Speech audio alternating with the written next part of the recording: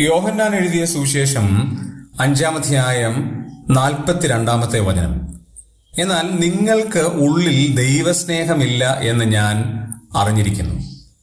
കർത്താവ് തൻ്റെ വചനങ്ങളെ പിന്തുടർന്ന ചിലരെ നോക്കിക്കൊണ്ട് പറയുകയാണ്, നിങ്ങൾക്ക് ഉള്ളിൽ ദൈവസ്നേഹമില്ല.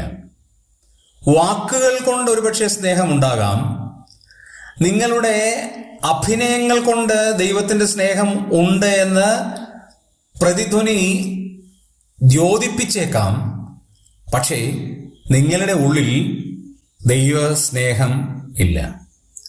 അതറിഞ്ഞത് ഒരാൾ മാത്രമാണ് കർത്താവ്. കർത്താവ് പറയണത് ഞാൻ അറിഞ്ഞിരിക്കുന്നു. നമ്മുടെ ഹൃദയങ്ങളിൽ കർത്താവ് നോക്കിയാൽ നമ്മിൽ ദൈവസ്നേഹം ഉണ്ടോ ഇല്ലയോ എന്ന് കർത്താവിനറിയാം. ദൈവസ്നേഹം ഉള്ളിലുള്ള ആളുടെ ജീവിതത്തിൽ വലിയ വ്യതിയാനമാണ്.